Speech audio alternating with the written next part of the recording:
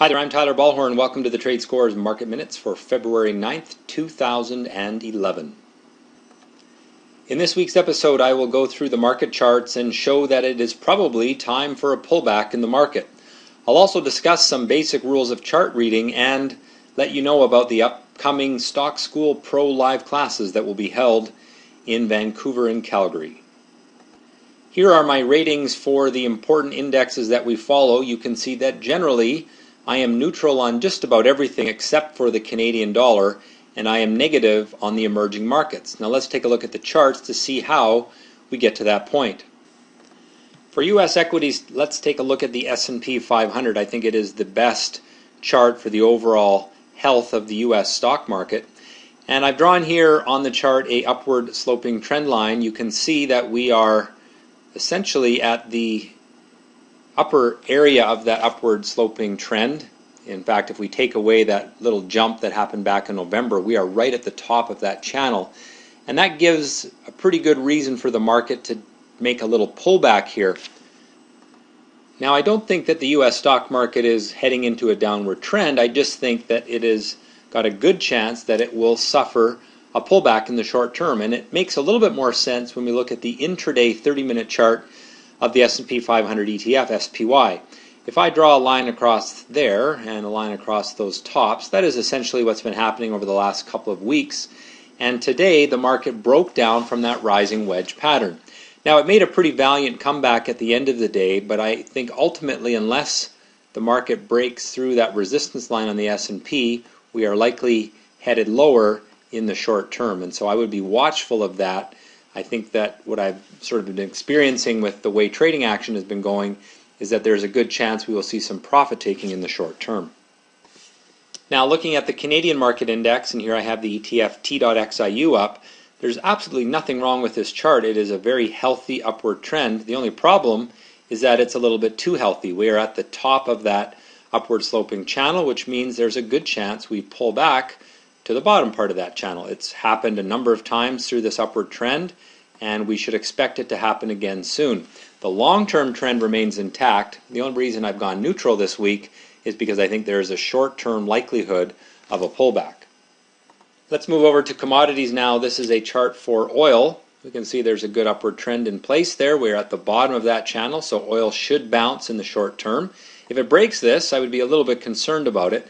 My expectation, however, is that oil's probably going to continue in this sort of sideways ascending triangle pattern. Short term, expect a bounce, but looking out a few weeks, we're probably trending sideways in oil. Here is the chart for gold. Let's take a little longer term outlook here. I've got a 2-year chart for gold, and you can see that we're in a good long-term upward trend, but along that upward trend we've had a number of periods where we've had sort of profit-taking sideways trading, and I think that we are in one of those now.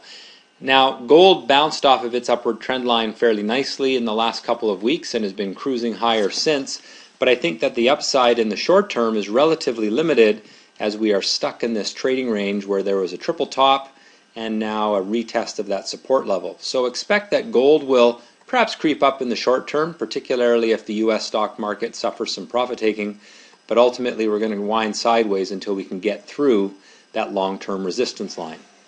If that long-term upward trend line is broken, well then we need to be bearish of gold, but so far that long-term upward trend line has held. Moving over to currencies, the US dollar has been sort of firming up in the last week, but certainly hasn't been strong. It's essentially held its support price there, but in the long term we have these falling tops, which are a sign of pessimism, and we continue to build those. And so until we start to get a building of rising bottoms, I would be fairly cautious with the US dollar. It can jump up very quickly if there's some global event that justifies it, but even the Egyptian crisis did little to strengthen the US dollar. I am on the negative side of neutral on the US dollar. A pretty different picture on the Canadian dollar. It is in a strong upward trend, although it's having a little bit of trouble getting through long-term resistance. It has tried on a few occasions and keeps getting pushed back right around that par level to the US dollar. However, I think with the trend up, we can say that it is only a matter of time before we break through resistance, something that isn't necessarily good for the Canadian economy, and you can expect that the Bank of Canada will do what it can to combat such a breakout. Finally, we have a chart of the emerging market index. It has been stuck in a sideways trading range for a number of months, but I'm a little bit concerned about that falling top right here, and we are now testing the lower boundary of this pennant pattern. I think we could see a breakdown in the short term, and I advise some caution with the emerging markets. All right, next up for our StockSchool part of the episode, I want to talk about some basic rules of chart analysis. The first rule that I want to talk about is that prices that fall into support will bounce at support. Now this will make a little more sense if we look at a chart. Let's jump over to one of those now. Here we have a chart of Bank of America, and you can see that it fell into support late in December. We had established support there in November, and it cruised lower, but when it got to support, it bounced. And that's typical of a long-term support price that's been formed. If the prices are falling into a floor, they will tend to bounce. Now the second rule is that if you get a breakdown from low volatility, well then you tend to start a new downward trend. Now if we look again at this chart of Bank of America, you can see here that we have low price volatility, a situation where the market was trading sideways for about a month, but when it finally broke through that floor, well that led us into another leg of the downward trend. So these are important rules to understand about how prices behave around support. Now the next rule that I want to talk about is how breakouts from low price volatility are reliable. Now this is a chart of PPI on the Venture Exchange, and in this particular case we had a very nice ascending triangle pattern building. It's something that I discussed in our chat room on StockScores.com right here on this day when that stock broke through resistance, but importantly from low price volatility. This pattern here is a pattern where price volatility is diminishing over time. When you get breaks from low volatility, well, those breaks are often reliable indications of a future upward trend. Certainly that happened with this stock, which has made considerable gains in a relatively short period of time. All right, the next rule that I want to talk about is the fact that prices, when they run away from the trend line, typically come back to the trend line. Baidu is a good example of this. If I draw this long-term upward trend line across these bottoms, something like that, you can see that throughout time the market has run away from the trend line and come back. Here again, run away, and then over time it comes back to the trend line. Well, right now Baidu is again running away from that upward trend line, and we should expect that in the long term it will come back to that trend line. We got to wait for the signal that it's likely to come back, because markets can run away from trend lines for some time. But this is a very reliable rule in chart analysis. My next rule is that falling tops are a sign that investors are pessimistic. And simply put, we don't want to buy things when investors are pessimistic. Here is a chart of TLT, which is the 20-year bond fund. And again, if we draw some lines here, you can see that this market switched from rising bottoms to falling tops.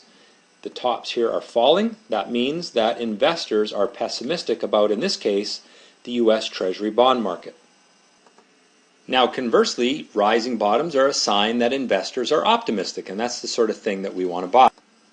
Here we have a chart of ARM Holdings, and you can see that for a lengthy period of time this stock has been making rising bottoms, and it keeps doing so. It never has formed or been able to break that cycle of rising bottoms, and that means that investors are optimistic, and you can see that the trend has been getting steeper and steeper as investors get emotional.